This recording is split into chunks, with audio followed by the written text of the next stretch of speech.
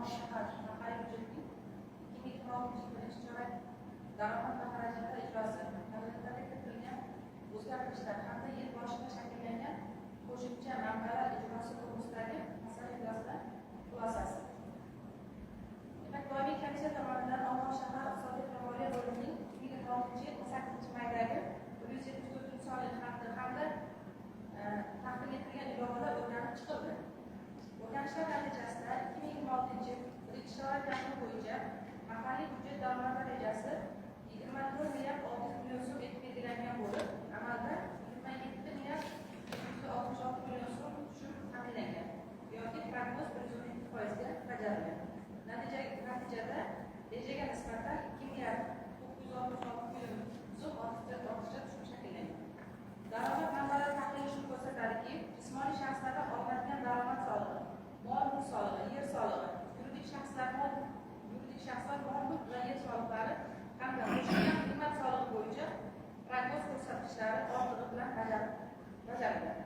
Shu bilan birga aylanmadan olinadigan soliq, qurilish materiallari bo'yicha yer qadrdan foydalangani uchun soliq hamda suv resurslaridan foydalangani uchun soliq tushumlari bo'yicha prognoz ko'rsatkichlari to'liq ta'minlanmagan. Mahalliy byudjet xarajatlari bo'yicha 35 milliard 333 million so'm reja belgilangan bo'lib, amalda 28 milliard 253 million so'm mablag' sarflangan va reja 80% ga bajarildi. Ayrim yo'nalishlarda, xususan yo'l ta'mirlash ishlari bo'yicha PPP-6 farmoniga muvofiq obodonlashtirish tadbirlari, fuqarolarning o'zini o'zi boshqarish organlarini saqlash hamda zaxira jamg'armasi mablag'lari ijrosida past ko'rsatkichlar kuzatilgan.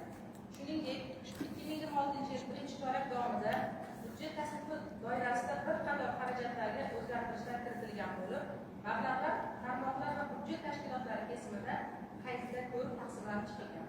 Mazkur o'zgartirishlar byudjet mablag'laridan samarali foydalanish hamda ustuvor yo'nalishlarni moliyalashtirishni ta'minlash maqsadida amalga oshirilgan hisoblanadi.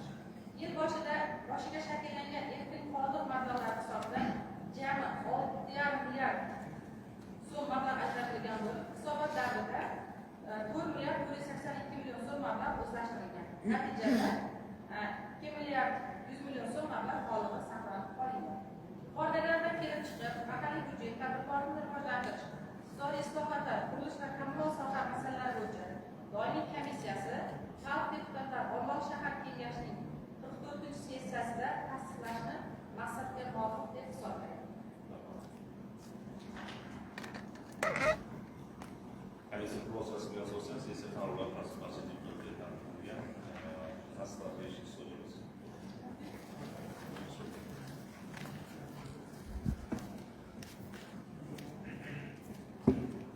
Hududda tasdiqlash so'raymiz. Rozilar.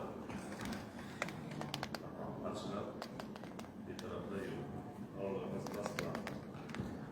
Uchinchi masala ko'rib chiqilgan infratuzilma va ijtimoiy barqarorlik jamg'armasi mablag'lari hisobidan foydalanish to'g'risida shahar hokimligi o'rinbosari Sherikbek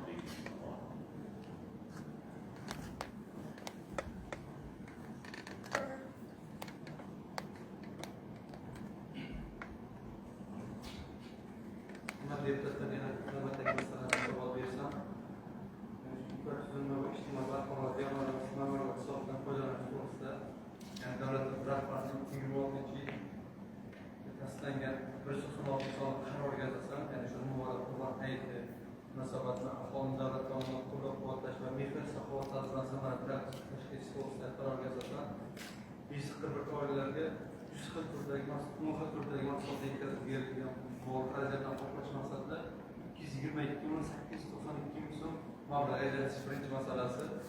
Ikkinchisi, ya'ni bu ham davlat rahbarining qaroriga asosan yana 2026 yilda hududlarni boshqacha yangi yondashuv asosida rivojlantirish orqali aholi bandligini oshirish, barqaror ish o'rinlarini yaratish hamda kambag'allik qisqartirish choralari to'g'risidagi 9 sonli qarorga asosan birinchi guruh nogironligi bo'lgan va mehnatga layoqati a'zosi bo'lmagan oilalar xonadonlarini energetik tejamkor qilib ta'minlash maqsadida birinchi bosqich uchun yana qo'shimcha 30 million 222 ming so'm, ikkinchi bosqichda bitta xonadon ta'mir uchun 30 million so'm mablag' ajratishni ko'rib berishlarini so'rayman hamda O'zbekiston Respublikasi Prezidenti 2025 yil 30 yanvardagi aholi ijtimoiy himoya qilish tizimini moliyalashtirish tartibda ommalarni takomillashtirish to'g'risidagi qo'yimsiz soliq farmoniga asosan Abdulqahhor mahallasida aholi salomatligi hamda ekologik muhitni yaxshilash maqsadida infratuzilma va ijtimoiy barqarorlik jamg'armasidan loyiha ismli hujjatlariga asosan 1,74 million so'm mablag' ajratishlarini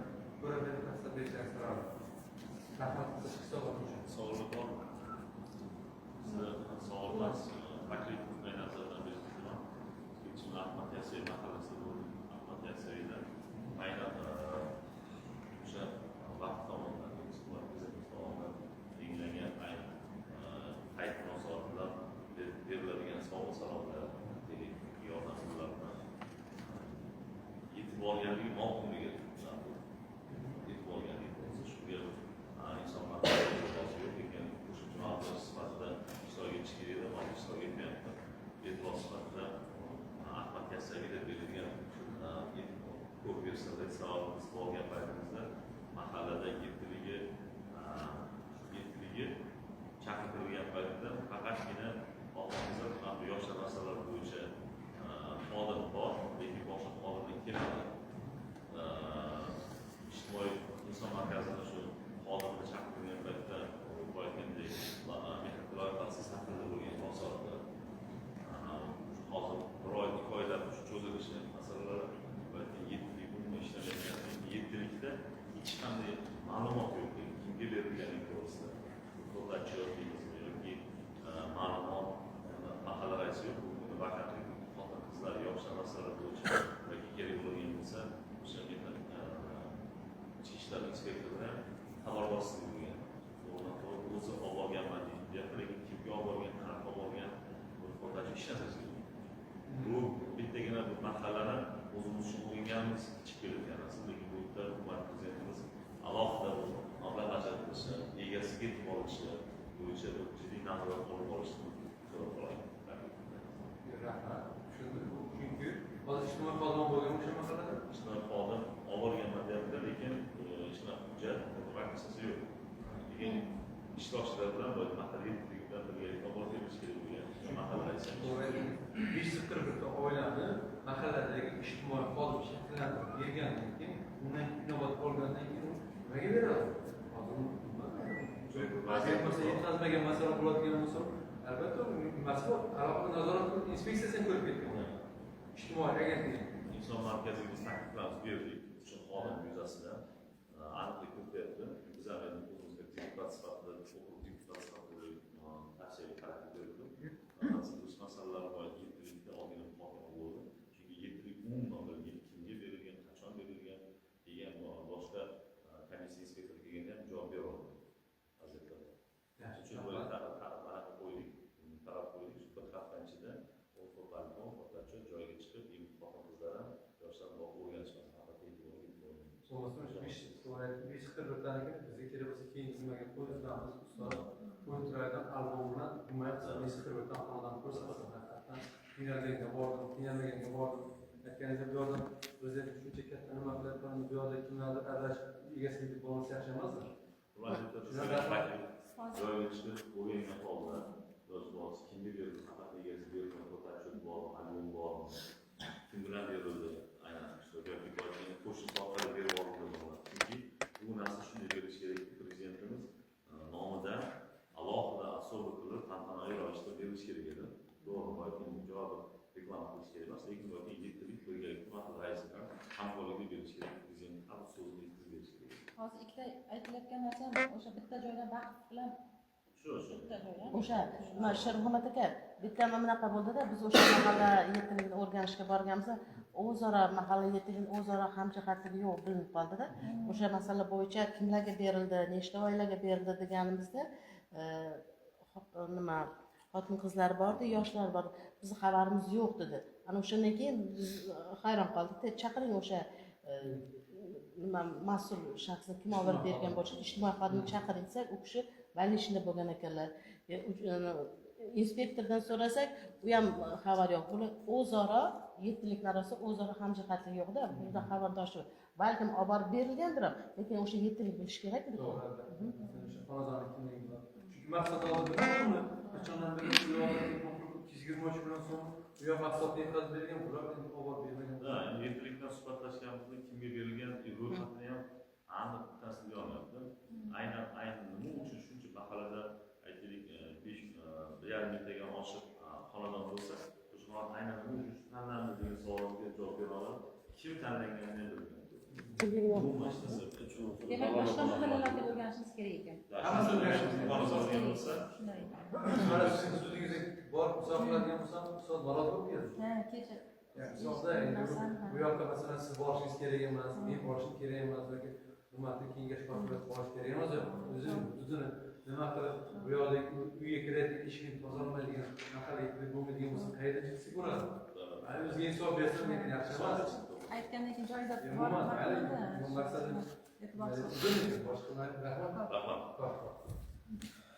boshqa qo'shimcha fikr va mulohaza bo'lmasa, so'raysiz mahalliy byudjet tadbirkorlar iqtisodiy islohot qilish hamma soha masalalari doimiy kengash a'zosiga berilgan xulosa eshitish ashirga sanoat.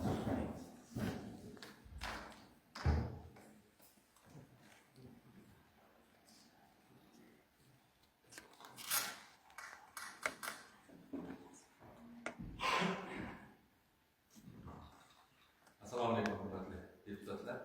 Xalq deputatlari Olmaliq shahar kengashining mahalliy byudjet, tadbirkorlikni rivojlantirish, iqtisodiy islohotlar, qurilish va kommunal soha masalalari bo'yicha doimiy komissiyasining entidad tuzilma va ijtimoiy barqarorlik jamg'armasi mablag'lari hisobidan foydalanish to'g'risidagi masala yuzasidan xulosasi. Xalq deputatlari Olmaliq shahar kengashining mahalliy byudjet, tadbirkorlikni rivojlantirish, iqtisodiy islohotlar, qurilish va kommunal soha masalalari bo'yicha doimiy komissiyasi shahar hokimining birinchi o'rinbosari Muhammad Begiyev tomonidan taqdim etilgan quyidagi xat va takliflarni atroflicha ko'rib chiqdi. 02/1/2/1854 sonli xat bo'yicha O'zbekiston Respublikasi Prezidentining 2025-yil 30-yanvardagi B17 sonli farmoniga asosan Abdulla Qahhor mahalla fuqarolar yig'inida aholi salomatligiga hamda ekologik muhitni yaxshilash maqsadida 1,74 million so'm mablag' ajratish, 02/1/2/1826 sonli xat bo'yicha O'zbekiston Respublikasi Prezidentining 196 hamda 49 sonli qarorlarning ijrosini ta'minlash, xususan Qurbon hayiti munosabati bilan 541 ta ehtiyojmand oilaga 10 xil turdagi oziq-ovqat mahsulotlarini yetkazib berish harakatlarini qoplash uchun 222,892 ming so'm, birinchi guruh nogironligi bo'lgan va mehnatga layoqatli a'zosi bo'lmagan oilalar xonadonlarini energiya tejamkor qilib ta'minlash maqsadida birinchi bosqich uchun 30,222 ming so'm, ikkinchi bosqich uchun 30 million so'm, jami 60,222 ming so'm. Ushbu xat bo'yicha ajratish so'ralgan umumiy mablag' 283,114 ming so'mni tashkil etadi. Komissiya a'zolari taqdim etilgan hisob-kitoblar va asoslantiruvchi hujjatlarni o'rganib chiqib, mazkur mablag'larning ajratilishi shaharda ijtimoiy himoyani kuchaytirish va infratuzilmani yaxshilashda muhim ahamiyatga ega ekanligini inobatga olgan holda xalq deputatlari Olmaliq shahar kengashining 42 sessiyasida tasdiqlash maqsadga muvofiq deb hisoblaymiz.